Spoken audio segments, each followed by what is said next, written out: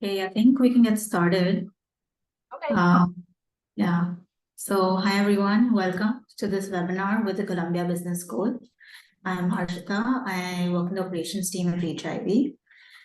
Reach IB is a study abroad and career advisory. We help students with their applications to universities globally. And we have with us today Nicole Newman, who is the Associate Director of Admissions at Columbia Business School. Thank you, Nicole, for joining us. Yes, Would thank you for you having me. Yeah. Would you like to give us a brief about yourself and what you do at Columbia Business School? Yes, happy to. Thank you for the introduction. Again, I'm Nicole Newham, and I'm an associate director here on the admissions team. I've been here for about 2.5 years now.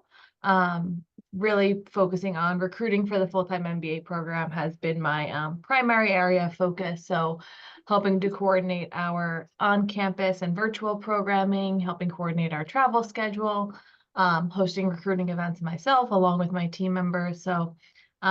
Touched a lot in my 2.5 years here, and I'm excited to engage with you all and answer any questions you have. But before we jump into questions, Harshita, we have the hour, right? Yes, yes. Okay, so I'm going to spend about like 15 minutes max just kind of breezing through a deck to kind of help us level set and just take a high level look at the application process, and then we could use the rest of our time to jump into the questions you all have. Does that sound okay? So, Okay, I'm going to share my screen. Um,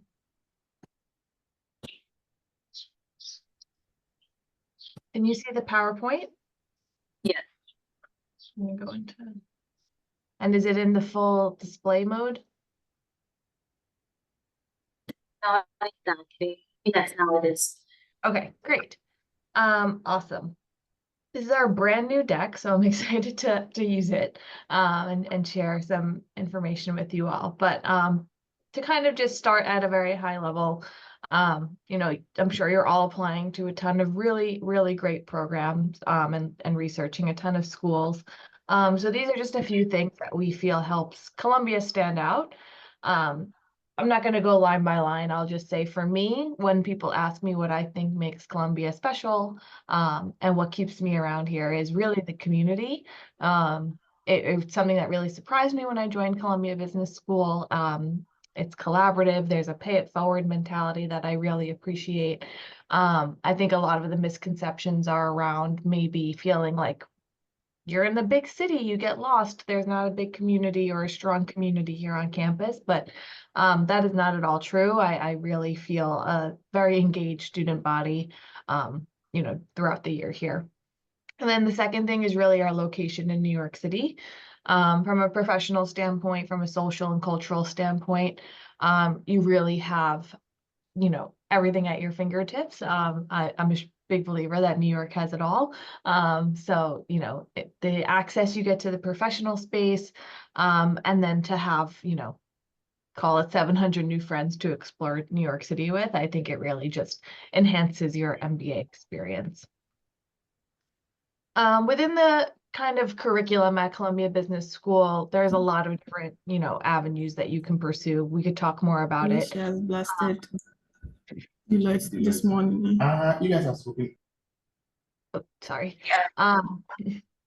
But these are really the 5 areas that the school is prioritizing and really making sure we are weaving into our curriculum, into our programming.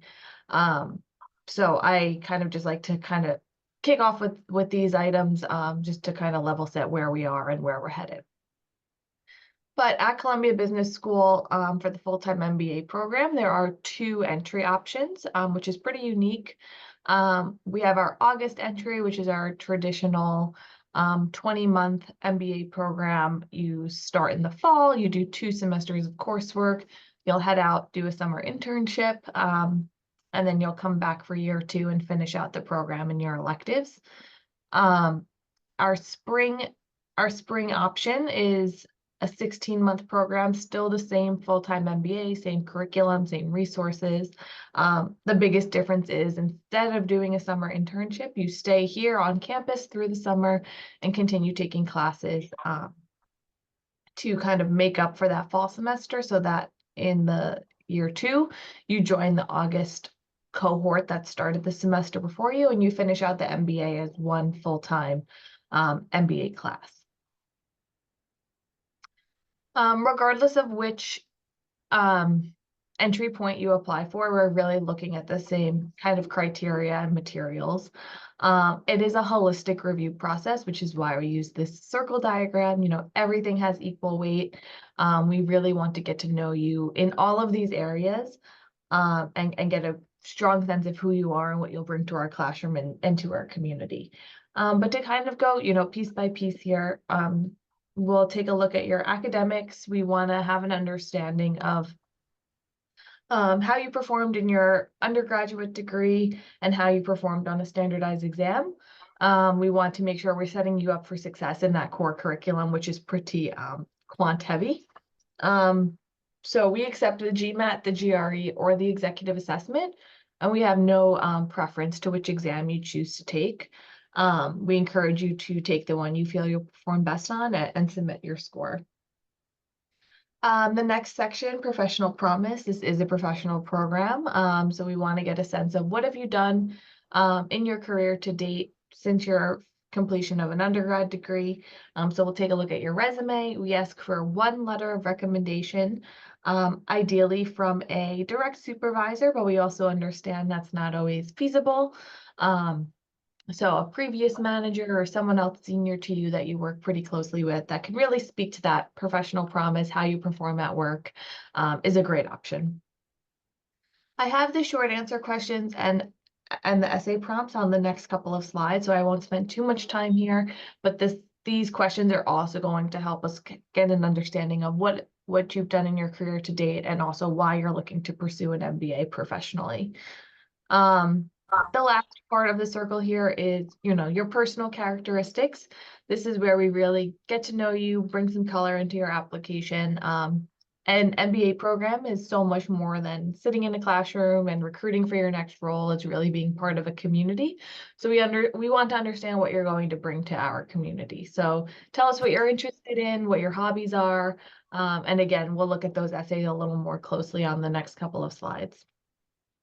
The last thing you'll see here is an interview. We kind of keep it under both buckets because it'll be an opportunity for someone in our community to learn more about your goals and why you want an MBA, as well as, again, get to know you a little bit more personally. So these are the short answer questions, a little different depending on if you're applying for January or August.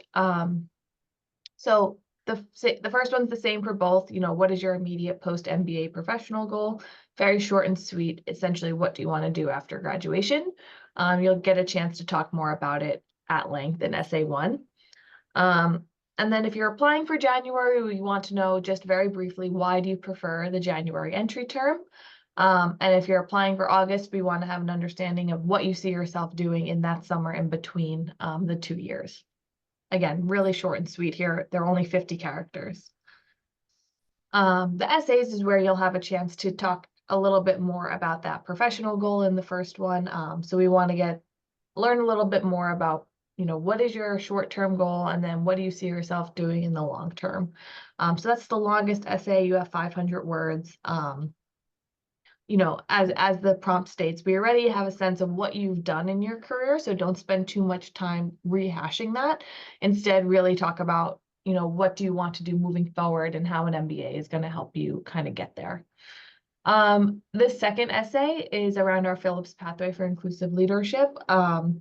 We are very proud of this program, and a big part of our you know, mission and goal is to produce inclusive leaders that we're going to send back into the working world. So we want to have an understanding of a time that you maybe used one of these 5 PPIL skills, or you're welcome, if you're applying to August, to share an example of a time that you participated in a team and had a hand in making it more collaborative and community-centric. The last essay is, again, I kind of said it at the top here. I'm sure you're all applying to a ton of really great programs, but we want to understand what has you excited about, you know, potentially becoming a student at Columbia Business School? How do you see yourself immersing in the classroom, in the community? So, you know, tell us again, like what you're interested in and how you hope to contribute here. Okay, so our deadline. So our January 2025 application is closing very shortly. Next week is our round 2 deadline for January 2025. So happy to answer any questions around that at the end. But we've been reviewing these on a rolling basis and we'll continue to do so through the deadline. Our August application deadlines haven't come up yet. The first one will be in September, a second round in January, and a final round in April. And then we won't be reviewing those on a rolling basis the way we did for January. We'll be waiting for these application deadlines to pass and review everything in one round. And then in the last 2 columns, you could see when you could expect to hear an update on interviews and a final decision for each round. We're also a member of the consortium. Do we have any U.S. citizens or permanent residents on the call? If not, it's just something to know. It's another avenue that if you are eligible, can apply through the business school. The consortium's mission is, you know, to enhance diversity, equity, and inclusion in businesses and business schools. So again, if you're eligible, another option and avenue to apply, and another way that we're bringing in candidates to the class. And then lastly, my understanding is everyone on this call is interested in the full-time MBA, but there are other ways to achieve your degree at Columbia Business School. We have a couple of dual degree options as well as some executive MBA options. But with that, I'm going to share my screen and open it up to Q&A after. I just did a lot of talking at you. I want to be able to see you guys and answer any questions on your mind. I have a few questions. So you mentioned that you do use a holistic approach in terms of the application reviews, but are there still parts of the applications that you focus on a little bit more in terms of, like, say, the testing scores or the essays? How exactly would you go about the evaluation process? Yeah, I know, like, a holistic review probably sounds like a tagline, but it really is holistic. There's not one section that has a higher weight than something else. What I will say is with the test score, I know I never want to downplay it and say, like, oh, it doesn't matter, because of course it does. And I know how much work goes into studying and preparing. But, you know, we're going to look at that and have a really quick understanding of, you know, are you going to be successful in the classroom or are you not? And if the answer is, oh, we're not sure based on this score, we're going to look for evidence in other areas. We're not going to just pass you by, right? We're going to look for we're going to look at your transcripts, see what kind of quantitative work you might have done in undergrad. We're going to look at your resume to see if there's evidence of quantitative work. Maybe you did some additional certificates or courses. You're welcome to submit those. So again, it's holistic in the sense that we want to get a well-rounded sense of who you are and what you've done. And one little data point isn't going to outweigh another. So I hope that's helpful. Right, yeah. The more well-rounded person's profile is, the better it would be. The more chances they would have. I'm sorry, you broke up a little bit. I'm saying the more well-rounded someone's profile is, the more likely their chances are. Yeah, we want to make sure, again, in those 3 areas on that circle, that you'll be able to be successful in the classroom, be successful in your career recruiting, and also be an active member of our community. So we're looking at those 3 areas, and we want to walk away with a confidence and an understanding of all 3. Right. So another thing that I have seen a lot of students be concerned about is the round 1 and round 2 deadlines. You know, how different are they, and how does it impact their acceptance? Yeah, The so chances of acceptance. yes, so naturally each round is going to get a little bit more competitive as we fill the class. So my advice is apply when you feel ready and confident to do so. And that's something you need to answer for yourself, right? So I would not want to see a rushed round 1 application. I would prefer to see a stronger round 2 application, and you're going to give yourself a better chance in round 2 with a stronger application than a weaker round 1 application. So my advice is wait until you feel ready and confident and 100% in what you're putting forth in your application. And if that has to happen in round 2, that's okay. Round 1 and round 2 are our priority deadlines for a fellowship, so that's another thing to keep in mind. So I think, between the first 2 rounds, you'll have, with a strong application, I wouldn't get too caught up in the numbers there. Time does not exactly matter as much as the content of the application itself. Is what you're Correct. saying. Yeah. So you mentioned that you do have a lot of dual degree programs as well. So how exactly does your program support interdisciplinary studies, and do you have any specifics on the opportunities that the students have? So yes, we have a few different options for a dual degree. 2 of which are very structured joint application processes and programs. The first being the JD MBA with the law school, and the second being the MBA XMS program with the engineering school. So those are, again, joint applications. So you'd be doing one application that's going to be reviewed by both us and that other school, either the law school or the engineering school, and a joint admissions decision will be granted. And it's again a very structured timeline for both of those programs. All of our other dual degree options with schools around the university are not a joint application. So you would be applying to the business school on its own and that other school on its own. And there's no guarantee on a joint decision. Your applications are not being reviewed in tandem. And you can find a list of them on our website. It's pretty extensive, so I'm not going to try to rattle them off the top of my head right now. But many of our students pursue dual degrees, or you have the option as just a full-time MBA student to take up to 6 elective credits from other schools around the university, which many of our students do as well. Okay. So the criteria would be a little bit different for the joint degree programs, right? Yes, I would, if anyone is interested in those, I would go to our website and look through those application requirements because they are slightly different than our standard full-time MBA application. Our team is also going to be hosting events for both of those dual degree options, so keep an eye out for those as well. So we do have a few questions from students as well. Wondering if there is a cutoff for the GMAT GRE score, like You a mean minimum requirement? No, there is no minimum requirement. You could look at our website for the range of GMATs in the current class, but there's no minimum. All applications are going to be reviewed in that holistic way that we talked about. Again, you wouldn't be kind of looked over because of a test score.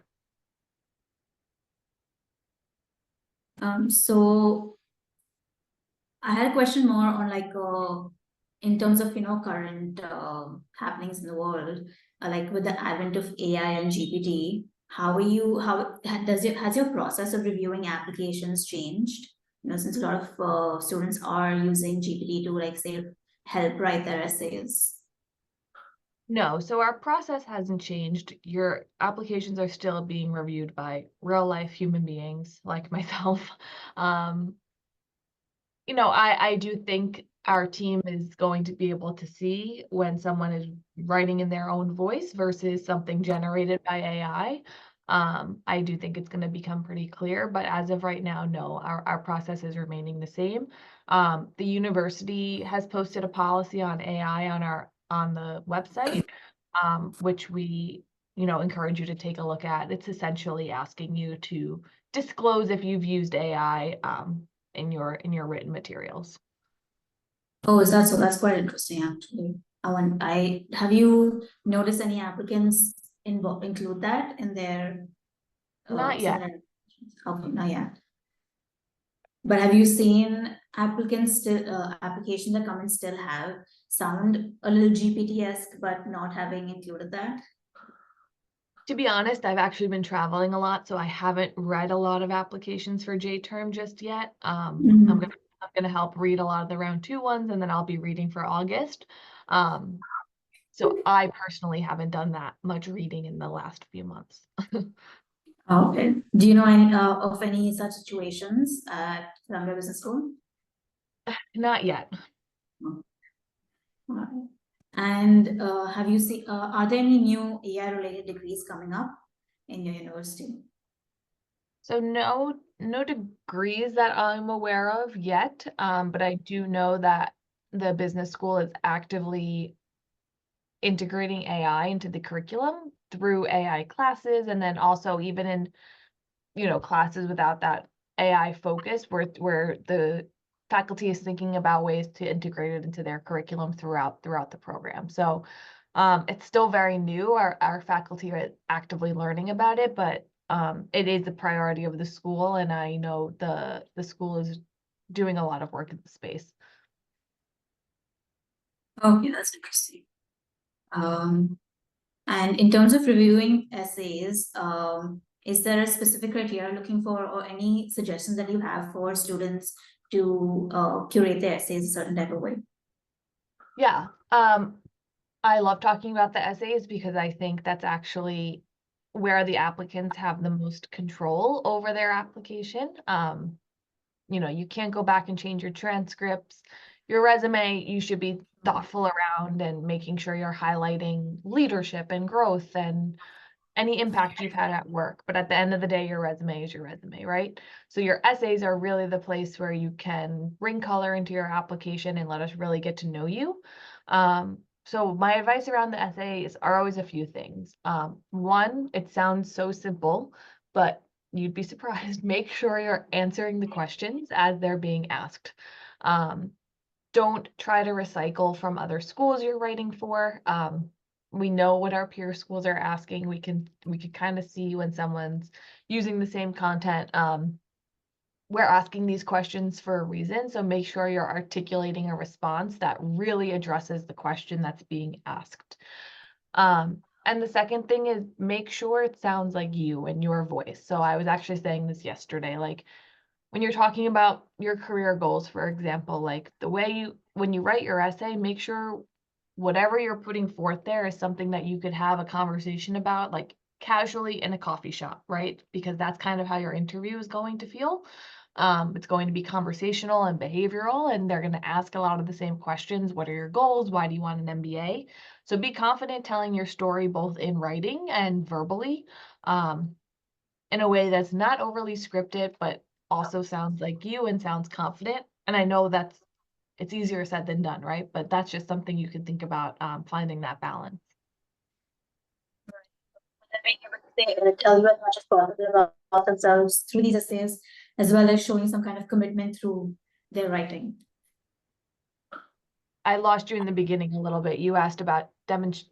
No, I was interest. saying just following up on that. Basically, you're looking for essays where the students are able to talk as much about themselves as possible and show their commitment through what they're writing. Yeah, we exactly make sure we're getting to know you, what you're passionate about, and what drives you in your career, why you want to get this degree, why you want to maybe make a pivot if that's what your story is. And then in those second and third essays, letting us get to know you outside of your career goals, and bringing as much color into your application as you can. And for someone that may be going from a very, like say, content creator type of role towards wanting to do an MBA, how would how would the evaluation of their profile be different, or would it be different? So we have students coming from all different backgrounds. Many of those are non-traditional, which I truthfully don't even like that word anymore because of how diverse and different all the backgrounds are that we're seeing come into the MBA class. And that's also the beauty of an MBA program, is that you're going to be around students with all different professional backgrounds.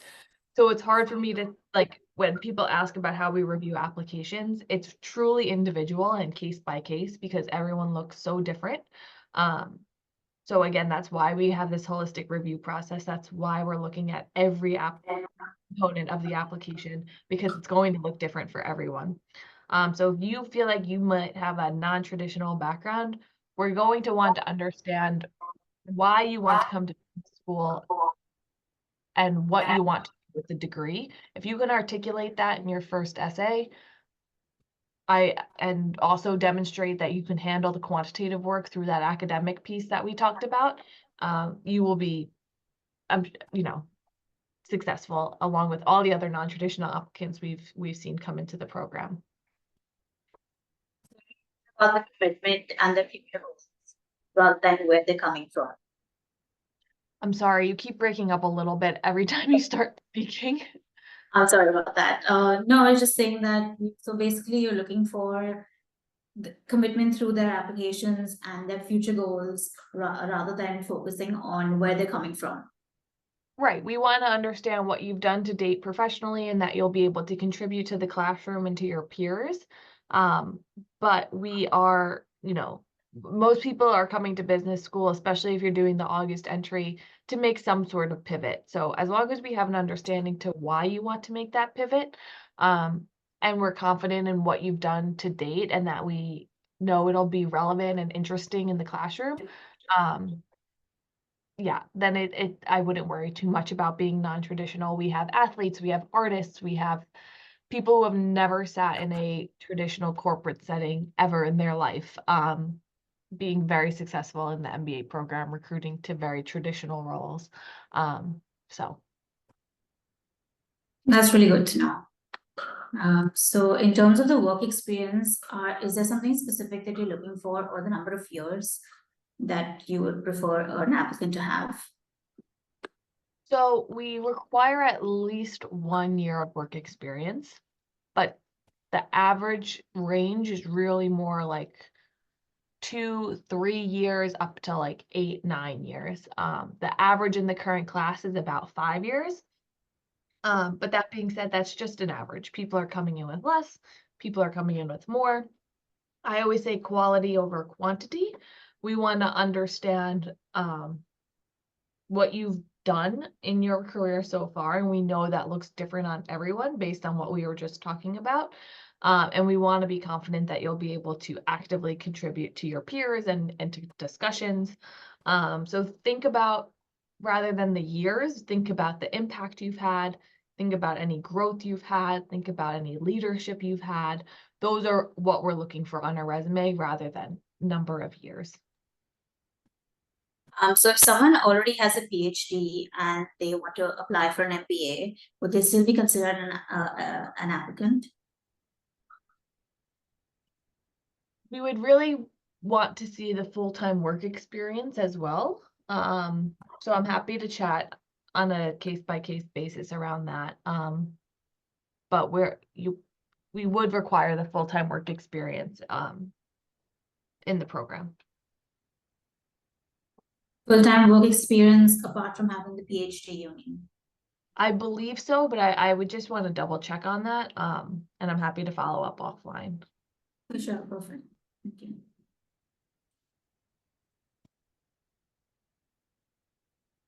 So someone had a question regarding the private equity culture at Columbia Business School. Are there any relevant courses that you offer? Yes, we have, you know, just finance in general is a large space at Columbia Business School. And yes, many of the courses are in the private equity space. We actually just launched, it's called Curricular Pathways. So I encourage you to look it up on our website. There's 17 of them. Essentially what they are pathways and guidance in certain areas of focus, private equity being one of them. So to kind of take a step back, you don't declare a major or an area of study or area of focus in the MBA program. Everyone graduates with the same MBA degree. you won't declare one of these pathways either. They are simply there as a guide. If you want to really hone in on the private equity space, for example, you could follow the electives in that pathway to help you in your recruiting and to develop that skill set. But you are in no way tied to following that entire pathway. You could take classes from other pathways. Electives exist outside of the defined 17 pathway. So if you don't see something listed there, that doesn't mean it's not in our full breadth of elective offerings. Again, these are really just meant to be a guide. But to answer the original question, yes, private equity is one of those. Thank you. So in terms of a lot of people who do have to do their articleship in as a chartered accountant, would those 3 years count as work experience, or do you need work experience outside of it? So if you're a full-time accountant, is that what the question is? So before they get their, yeah, if you're a full-time accountant, yeah. If it's full-time work experience, after an undergraduate degree, we're counting that as full-time work experience. Hmm. Okay.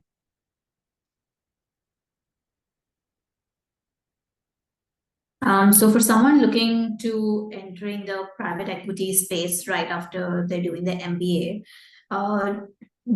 should they have some banking or investment experience prior to starting the MBA?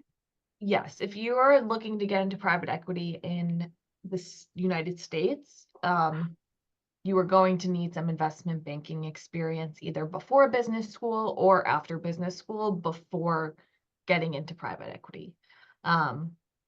So many of our students will recruit into an investment banking role post MBA and then eventually transition into a private equity role.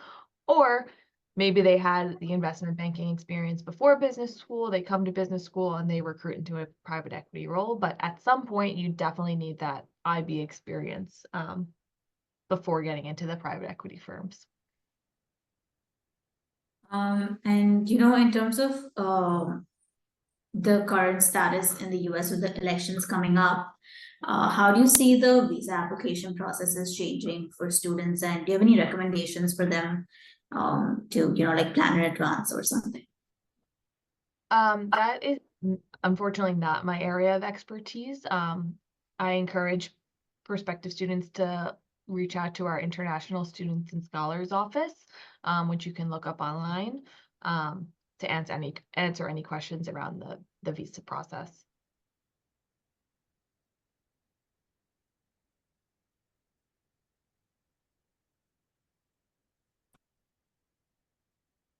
Do you have any placement options for students after the degree is completed in terms of the job placements?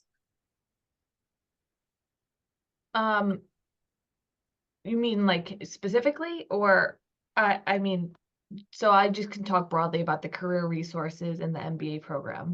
Yeah. Yeah, so all full-time MBA students have access to our career management center. You start engaging with the CMC in the months leading up to orientation. So they are really a guide to recruiting for a summer internship and helping to secure that post MBA role. So you'll have a career advisor assigned to you. There are second year MBA students who serve as fellows to help you through that process. There are alumni coaches. We have executives in residence. There are a ton of resources through the CMC to help you land that post MBA role. And then the CMC is also a lifelong resource for you as an alumni. So there are advisors in the CMC that specifically work with our alumni network. So I encourage you all to look at the employment report from 2023 to get a sense of where people landed. But yes, absolutely a very, very strong career resource center here. That's true. So do you mean that they can get started as soon as they start the MBA at Columbia Business School? Get started with recruiting? Yeah, like the career resource center that you mentioned. They can reach out to them as soon as they start their degree there. So like actually well, it's already early August. In like July, the students that are starting orientation at the end of August started having advising appointments with their career advisors. It's very good to hear.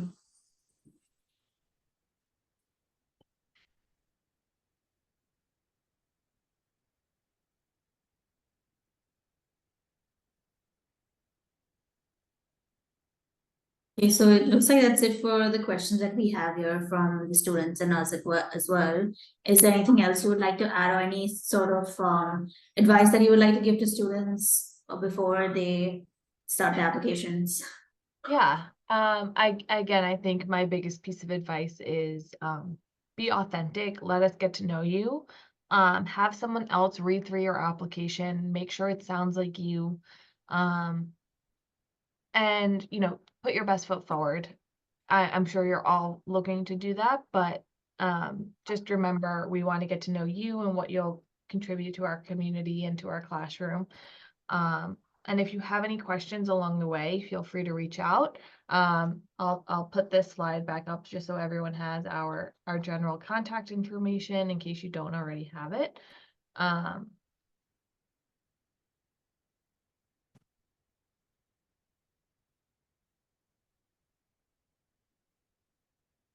But yes, feel free to reach out. Best of luck preparing and finalizing your application. Thank you for having me. I hope this was helpful. And I look forward to staying in touch with you all. Just one last thing, someone had asked is, does Columbia Business School have any stats on the placements post graduation? Do you have them online somewhere? Yes, if you look up the 2023 employment report, that's our Okay. most report. Oh, perfect. Thank you. Yep. You're welcome. And if you have Thank any you. other questions, feel free to reach out. Of course, yeah, definitely. I will share this information with all of the attendees as well, just in case they haven't had a chance to note it down. Awesome. Thank you again. It was nice meeting you. You too. Thank you so much for this. It was very, very informative and really helpful for all of the students that attended. I learned a lot too myself. Thank you. Good, good. You're welcome. Bye. Bye.